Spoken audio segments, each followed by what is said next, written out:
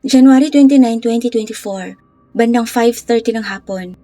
Isang 18 anyos na si Porntip Tumtisaing ang papauwi galing trabaho. Sakay ng kanyang motorsiklo sa kahabaan ng Highway 7 sa Bangkok, Pattaya. Habang pababa ng highway, may napansin siyang figura ng tao sa may gilid ng kalsada. Isang lalaking kumakaway na parang pumapara, ang blangkong nakatingin sa kanya. Nung una, nakaramdam siya ng pagkabalisa at kumapang ang takot sa kanyang sistema.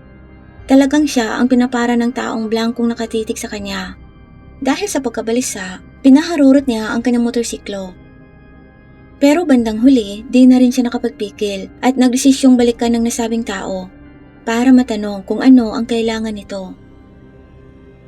Gayunpaman, pagbalik niya sa lokasyon, sobra siyang nanghilakbot sa kanyang nakita. Pakiramdam niya ay tumayo ang lahat ng kanyang balahibo, pati ang buhok sa kanyang ulo.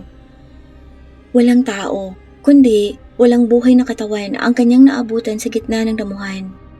Umaalingasaw na ang amoy nitong sumasama sa hangin, nagpapahiwatig ng isang malagim na katotohanang matagal na tong naandon. Nanginginig ang buong katawan ni Porntip, nagtatalo sa kanyang isipan na ang nakitang taong pumapara sa kanya kanina ay hindi na talaga tao. Maaaring isa na yung multo. Hindi na rin siya nag-aksaya ng panahon. Agad siyang tumawag ng mga pulis at ipinaalam ang kanyang natuklasan. Dito na rin nagsimula ang pagsisiyasat na hahantong sa paikot-ikot na investigasyon. Bago pa lang po ang kasong ito, kaya't hindi pa po nasisimulan ang paglilitis. Bago po tayo magpatuloy, shoutout po kina Tabi P4565 from Tampa, Florida, Sheila Venus Corpus from Singapore, at Shibes 2722 from Kuwait, at sa lahat po ng mga nanonood, subscribers, hindi subscribers at mga new subscribers, salamat po sa inyong lahat. Magpatuloy na po tayo. Agad na sinimula ng investigasyon ng detective na naka-duty mula Bangpakong Police Station sa Chachoengsao Province na hindi na nag-aksaya pa ng oras pagdating sa pinangyarihan. Kasama ang humigit kumulang 20 pulis, agad nilang kinordon ang lugar at agad na nagsimulang mangalap ng ebidensya. Ang katawan ay isang lalaking nakasuot ng itim na jacket, polo shirt, mahabang pantalon at brown na sapatos na pang-training. Nakatagilid ito at nakatali ng mahigpit ang mga paa gamit ng pulang lupid. May isang tama ng bala sa kanyang kanang sintito at walang exit wound, ibig sabihin, nasa loob pa rin ng bungo nito ang bala. Sa kabila ng masusing paghahanap, walang personal na gamit o mobile phone ang nakita sa katawan maliban sa isang set ng mga susi. Pati sa antas ng pagkaagnas, tinatayang 2 araw na itong binawian ng buhay. May mga mansa rin ng dugo sa gilid ng kalsada. Nagpapahiwatig na mas lalo pang dumugo ang sugat nito sa pinangyarihan. Mabilis na sumama sa investigasyon ang mga forensic experts mula sa Chachoengsao, kasama ang isang doktor mula sa ospital ng Bangpakong na nagsagawa ng on-site na pagsusuri sa katawan. Sa resulta, nagtamo lang ito ng isang tama ng bala sa kanyang kanang sintito, walang exit wound. Ang biktima ay tinatayang nasa pagitan ng 30 to 35 years old. May taas na 1.75 meters o 5'7" at may matipunong pangangatawan. Nagdulot naman ng maraming nakakalitong katanungan ang pagkakatuklas na to ng katawan. Sino kaya ang maaaring gumawa ng ganitong karumaldumal na aksyon? Isa ba itong pagnanakaw na nauwi sa malagim na trahedya? Bakit kaya nakatali ang kanyang mga kamay at paa ng pulang lupid? At bakit execution style ang pagkakaligpit sa kanya? Sinimulan ng mga investigador ang kanilang paghahanap ng katotohanan at hustisya para sa kanilang hindi na makapagsalitang biktima. Para malutas ang misteryong bumapalot sa pagkakakilanlan nito, bumaling sa social media ang mga otoridad sa pagkalat ng mga larawan ng kasuotan ng lalaki at susing kasama nitong natagpuan sa pinangyarihan. Nagbunga ang kanilang mga pagsisikap nang ibinahagi ng Bangpakong News ang impormasyon sa Facebook na nagdulot ng mabilis na tugon mula sa komunidad. Isang indibidwal, sa partikular ang nagturo sa posibilidad na ang katawan ay maaaring si Tana Santayan na mas kilala sa pangalang Mai, isang 33 years old na lalaking iniulat na nawawala mula sa lugar noong January 27, 2024. At dahil dito, nagmamadaling pumunta sa pinangyarihan ang asawa ni Mai na si Wanaporn Lacklaim na mas kilala bilang Pon, kasama ang isang kaibigan. Punong-puno ito ng pagkabalisa. Bago pa man magkita ang katawan, nakilala na ni Pon ang kanyang asawa batay sa mga susing natagpuan. Kinumpirma pa niya ang pagkakakilanlan ni Mai sa pamamagitan ng pagbanggit sa natatanging samurai na tattoo nito, isang malagim na katotohanang tumama kay Pon. Nang makumpirma ang asawa niya nga ang natagpuang katawan, nagsimulang umiyak si Pon na balisa at halos hindi na mapakali. Nang matukoy ang pagkakakilanlan nito, pinaigting pang lalo ng pulisya ang kanilang pagsisiyasat. Tiningnan ang mga CCTV footage sa paligid at nagsasagawa ng mga panayam sa mga taong kakilala ni Mai. Ang kanilang layunin ay upang muling buuin ang mga kaganapan na humahantong sa kalunos-lunos na pagtapos kay Mai. Sa pagsisiyasat, na lamang parehong pinapahalagahan ng pamilya at kaibigan si Mai at iginagalang dahil sa pagiging mabuting tao. Inilarawan siya bilang mapagmahal at tapat sa kanyang pamilya. May matibay din siyang ugnayan sa kanyang asawang si Pon na pinakasalan niya noong 2022. Sa trabaho naman, isa siyang forklift operator sa isang pabrika ng gulong na matatagpuan sa Amata Nakhon Industrial Area, Phase 6 sa loob ng Mueang District ng Chonburi Province. January 27, 2024, nakatakdang magtrabaho ng night shift si Mai, isang nakagawian na niyang oras ng trabaho. Kadalasan, ipinaparada niya ang kanyang motor na gray Honda Wave na may plakang 3KT1489 malapit sa entrance ng retail store bago hintayin ang shuttle bus ng kanilang kumpanya para ihatid siya sa trabaho. Gayunpaman, ang hindi pagdating ni Mai sa shuttle bus ang nagpataas ng kilay ng kanyang mga kasabayang kasamahan na nasanay na sa kanyang pagiging maagap. Naalarma sa hindi inaasahang pagliban ni Mai at hindi pagsulpot sa nakagawian nitong oras, sinubukan ng kanyang mga katrabahong tawagan ng kanyang numero pero bigo silang makontak si Mai. Sa kabila ng kanilang pagsisikap na makontak si Mai hanggang madaling araw, nanatiling bigo ang kanilang pagtatangka. Hindi pa kailanman nagawa ni Mai ang biglaang lumiban ng ganito sa kanyang trabaho sa loob ng 10 taon niyang panunungkulan sa kumpanya. Sa tagal na niya dito, wala din naman siyang nakaaway o nakaalitan sa trabaho. Si Nick na katrabaho ni Mai ay nagkusa ng tumawag sa asawa ni Mai na si Fon. Nag-aalala siya at nagtatanong kung nasaan si Mai. Nababahala na rin ang iba pang mga kasamahan nito dahil hindi pa siya kailanman lumiban sa panggabing trabaho at hindi pa makontak. Sa pagsisiyasat, ibinaling ng pulisya ang kanilang atensyon kay Fon. Hiningi ang pahayag nito sa mga pangyayari na humahantong sa pagkawala ng kanyang asawa. Ayon kay Fon, siya o si Mai ay walang sinumang kilalang mga kaaway, kaya nalilito siya sa motibo sa likod ng pagtapos sa kanyang asawa. Binigyang diin niya rin ang pagkawala ng pitaka, cellphone at motorsiklo ni Mai. Iminumungkahi ang posibilidad na maaaring pagnanakaw na nauwi sa malagim na trahedya ang nangyari sa kanyang asawa. Sa pagkaalala ni Fon, gaya ng dati umalis si Mai ng bahay nila bandang 10:06 ng gabi noong January 27 papuntang trabaho. Sinabi ni Fon na agad na siyang natulog matapos magpaalam sa kanyang asawa at biglang nagising bandang 2:40 ng madaling araw dahil sa naramdamang biglang pagkabalisa. Dahil sa pag-aalala, tinix niya si Mai pero walang reply. Isang tawag mula kay Nick ang lalong nagpalala sa kanyang pagkabalisa, lalo na nung sinabi ni Nick na hindi pumasok ng trabaho si Mai. Dahil sa hindi naman to ugali ni Mai, ang biglaang lumiban ng trabaho, muling itinext ni Fon ang asawa bandang 3:00 ng madaling araw. Tinatanong kung nasaan ito. Pero nagulat siya sa naging reply sa kanya ni Mai. Ayon sa pinadalang text ni Mai sa kanya, sinabihan siya nitong huwag umiyak. Nakikipaghiwalay na si Mai sa kanya dahil nakabuntis umano to ng ibang babae. Sinabi ni Fon na sinubukan niyang tawagan si Mai pero muli lang tong nag-text na huwag siyang makulit. Kaya't itinext na lang siya ni Fon, nakikiusap na umuwi na muna to sa bahay at pag-usapan na muna nila ang sitwasyon. Pero nireplyan lang siya ni Mai na sa kanya na umano ang lahat ng gamit nito. Kunin na niya kung ano ang kanyang gusto. Ang kakaibang mga mensaheng ito ni Mai ng pagtataksil at kagustuhang humiwalay na sa kanya ang siyang dumurog ng husto kay Fon. Sa kabila ng kanyang mga pakiusap na umuwi na muna ng bahay si Mai, nanatili umanong malamig ang naging tugon nito sa kanya. Ipinakita rin ni Fon ang naging palitan nila ng mensahe ni Mai sa Messenger. Sinabi ni Fon kay Mai ang kanyang pagsisikap sa paghahanap sa kanya Nag-send pa siya ng larawan sa asawa bilang patunay. Pero isang ultimatum ang naging tugon ni Mai dito. Sa mensaheng ipinadala nito kay Fawn bandang 5:38 ng umaga noong January 28. Sinabi ni Mai sa kanya na tigilan na niya ang pagtatanong kung nasaan ito. Tigilan na nito ang paghahanap sa kanya dahil lumipat na siya ng ibang probinsya at gustong magsimula ng bagong pamilya doon.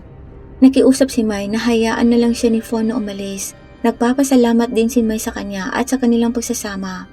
Ito ang huling mensaheng natanggap ni Fawn mula sa kanyang asawa. Dagdag pa si Misteryo, pinalitan ng itim ang profile picture ni Mai sa Facebook account nito na may nakalagay na inactivated. Makalipas ang 24 na oras mula nang mawala si Mai, nagsampa si Fawn ng ulat ng nawawalang tao sa Bangpo Police Station sa Samut Prakan Province. Kasabay nito, sinimulan niya ang paghahanap kay Mai sa mga social media platforms. Sa pagpapatuloy ng investigasyon, siniyasat na rin ng mga pulis ang pamilya ni Mai. Tinanong ang kapatid nitong kinilalang si Mr. A at ang kanyang ina tungkol sa biglaang pagkawala ni Mai. Pareho naman silang nagpahayag ng hinala tungkol sa malagim na nangyari kay Mai at hindi naniniwalang nagtaksil to at kayang talikuran ang 17 taong relasyon nito sa asawang si Fawn. Kapansin-pansin ring hindi nasangkot si Mai sa kahit anong gang at wala ring kilalang kahit sinong nakaaway. Namuhay to ng simple, nakatuon sa trabaho at iginugugol ang libreng oras sa kanyang asawang si Fawn. Naghihinala din ang kapatid ni Mai sa biglaang pagpalit ng profile picture nito sa Facebook, pati na rin ang kahinahinalang pagpapalitan ng mensahe ng mag-asawa.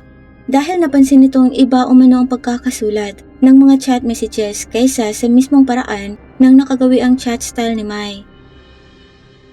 Ayon sa mga pagsisiyasat ng pulisya, ang pang-araw-araw na ruta ni Mai ay may kasamang 10 kilometers na biyahe mula sa bahay nila hanggang Bangnatrat Road, kung saan siya sumasakay ng shuttle bus papunta sa kanyang pinagtatrabahuan sa Amara City, Chonburi Industrial State na humigit kumulang 50 kilometers ang layo. Gayunpaman, hindi nakasakay ng shuttle bus si Mai at wala rin ang motorsiklo nito sa nakagawian nitong paradahan sa Bangnatrat Road.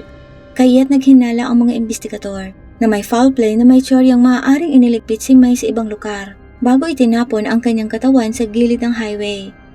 Dahil sa walang natagpo ang anumang basyo ng bala sa pinangyarihan, ang siyang lalong nagpatibay ng hypothesis na to.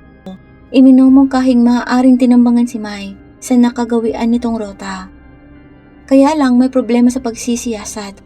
Paano hahanapin ng mga pulis ang armas na ginamit pang tapos kay Mai? Hindi rin nila mahanap pati ang mobile phone nito. Gayunpaman, isang makabuluhang tagumpay ang dumating sa himpilan nang makita sa surveillance footage ang isang pulang sedan na nakaparada sa labas ng bahay ni Mai bandang 9:45 ng gabi noong January 27, 2024. Sinundan ng pulang sedan na to si Mai mula sa bahay hanggang sa sakayan nito ng shuttle bus. Isang biyaheng karaniwang nangangailangan ng access card para makapasok sa gated premises na to.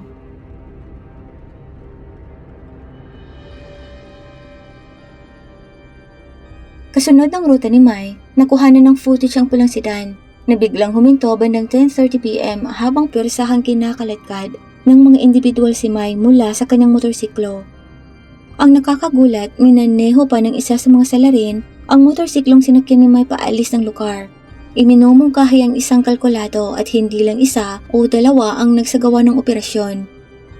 Sa karagdagang pagsisiyasat, natunto ng kapulisan ang sangkot na pulang sedan na nakapangalan sa taong nagngangalang Changkit, isang 37 years old na may-ari ng isang talyer.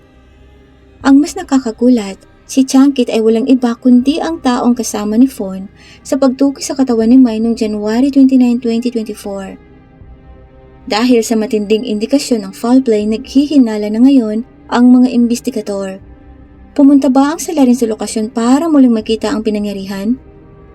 Ang koneksyon sa pagitan ng pulang sedan na nakasunod kay Mai mula sa bahay nito at ang pagsama ni Changkit sa pagtukoy sa kanyang katawan ay sadyang kaduda-duda para sa mga investigador.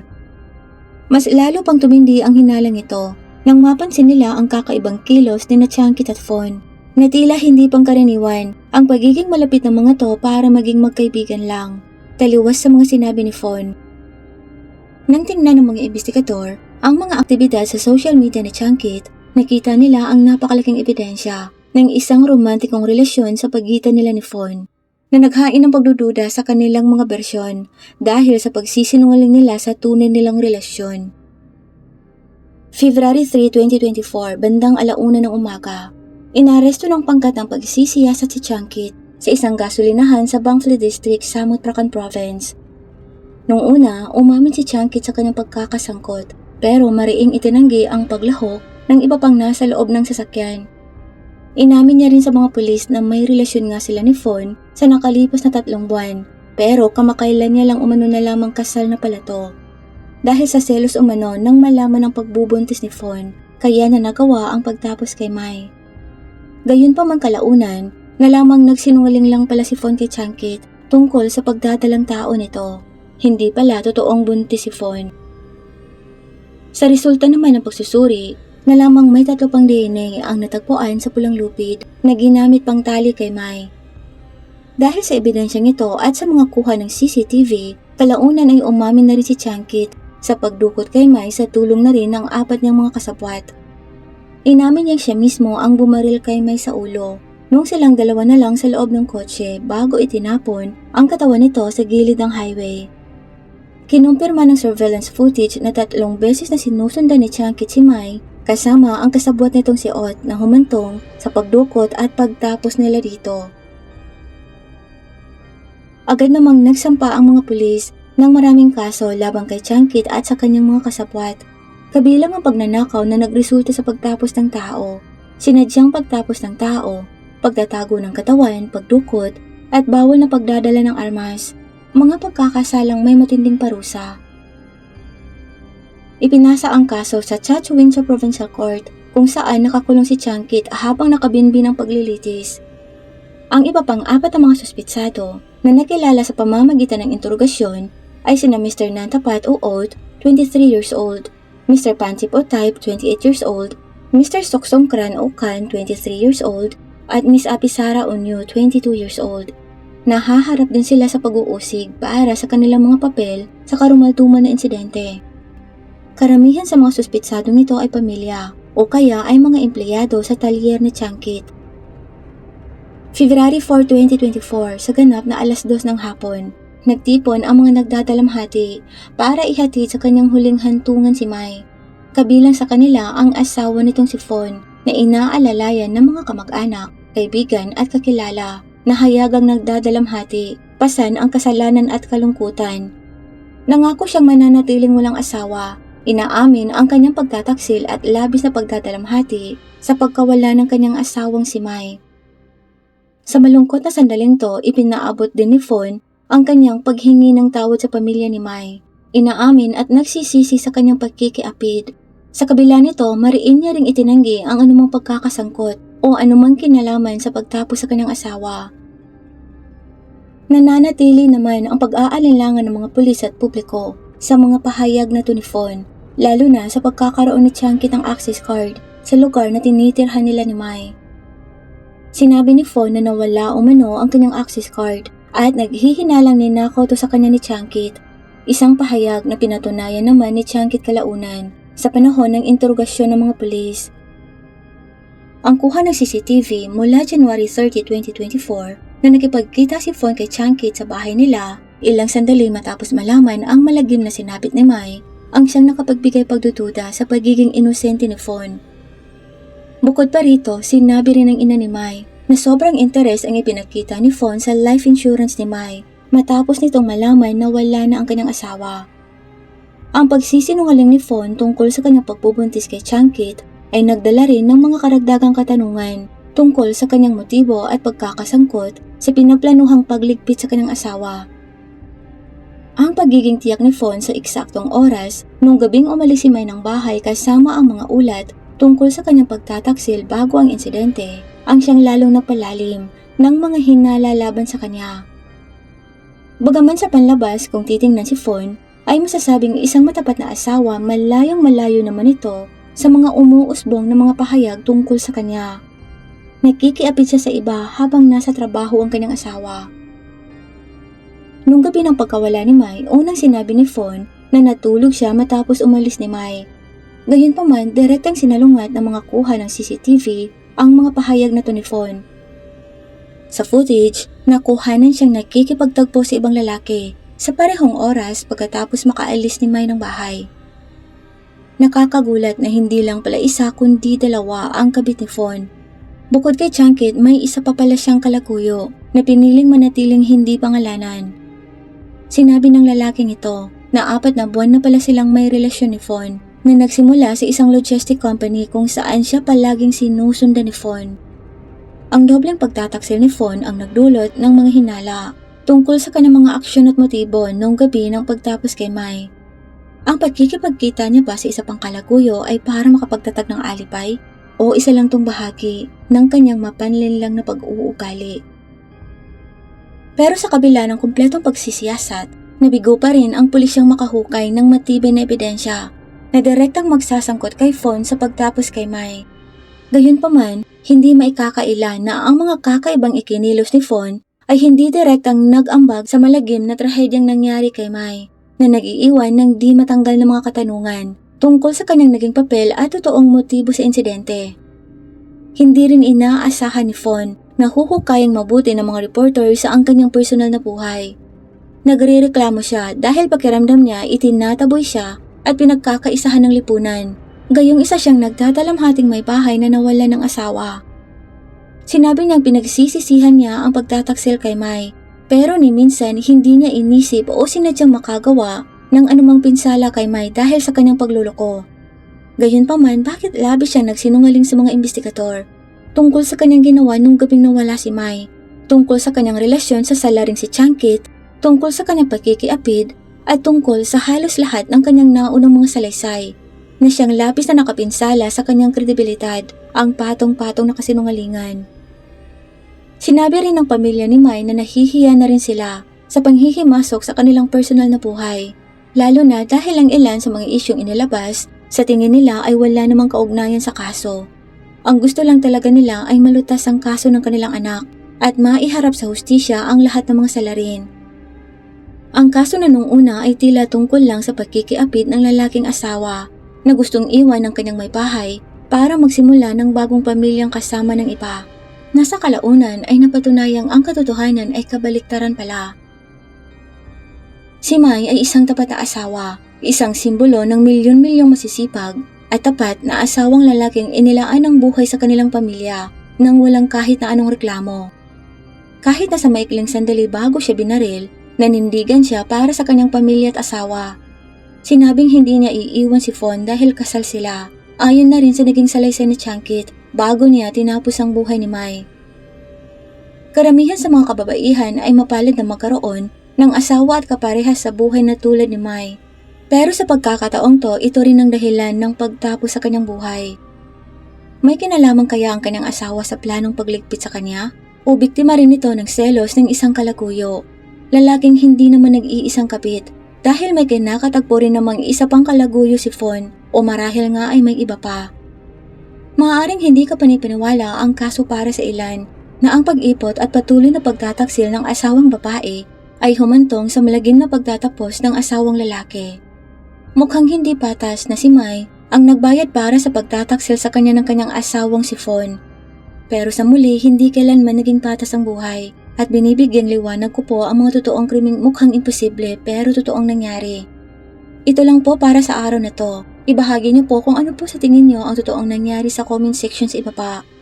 Mangyari po ang ating tandaang napakadelikado po ng mundo sa labas. Mag-ingat po tayong lahat at naway pagpalain po tayo ng may kapal.